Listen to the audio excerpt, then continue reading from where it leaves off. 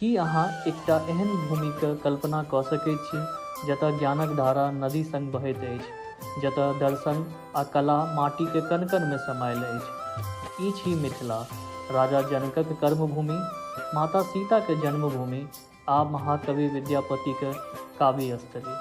आजुके एहि वीडियोमे हम मिथिलाके ओहि परिचयके बारेमे गहराइसँ जानबाक प्रयास करब।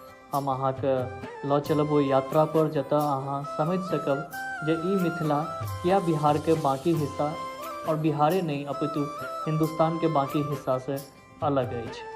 एकर पहचान सदिखन एकर प्राकृतिक सीमासँ परिभाषित भेल अछि। उत्तरमे हिमालयके अभेद्य दीवार, दक्षिणमे गंगाके पवित्र धारा, पूर्वमे कोशीके प्रवाह आ पश्चिममे गंडकक वेग। ई नदी केवल पानी नहीं बल्कि मिथिलाक लेल एकटा सुरक्षा कवच रहल अछि जे एकरा एकटा विशिष्ट आ सुरक्षित भौगोलिक क्षेत्र बनौलक। एहि सीमाके भीतर जे समाज विकसित भेल ओकर अपन एकटा चरित्र बनल जे कि बिल्कुल अलग रहल। वैदिक कालक विदेह राज्यसँ लऽ के मध्यकालिक कर्नाट वंश और ओइनवार वंश धरि मिथिला अपन राजनीतिक आ प्रशासनिक स्वतंत्रता कायम रखलक। ई ऐतिहासिक निरंतरता एकरा बिहारक अन्य क्षेत्र खास कऽ के मगध, जकरा कि यहाँ पाटलिपुत्रके आसपासके क्षेत्र कहै छी, से बिल्कुल अलग रहल यऽ, जकर राजनीतिक इतिहास अगर देखबै तऽ ओ बिल्कुल मिथिलासँ अलग रहलैए।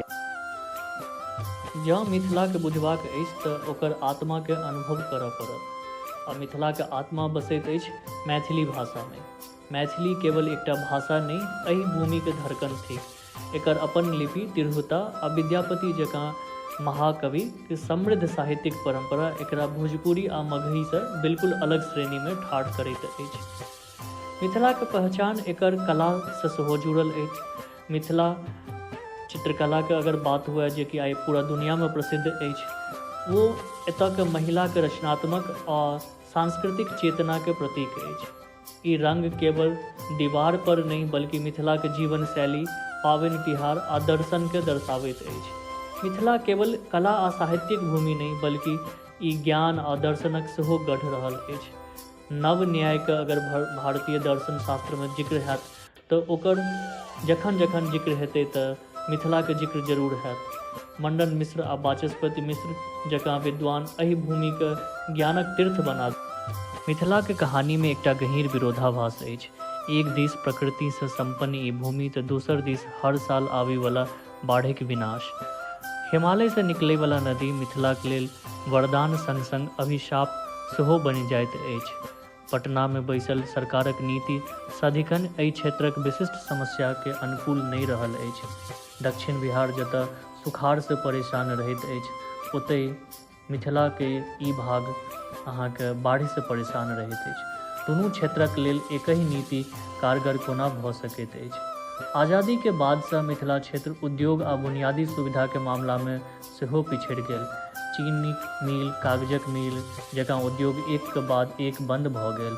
सरकार ध्यान अक्सर दक्षिण बिहारक खनिज संपदा पर देलक, जतऽ कि मिथिलाके कृषि आधारित अर्थव्यवस्थाके ओहन समर्थन नहीं भेटलै जेकर कि ओ हकदार छल। मिथिलाके बात मैथिलीमे अहिना जारी रहत। अगर हमर सबके ई प्रयास अगर अहाँके नीक लागल तऽ चैनलके लाइक करू, सब्सक्राइब करू और वीडियोके अपन लोगके बीचमे जरूर शेयर करू।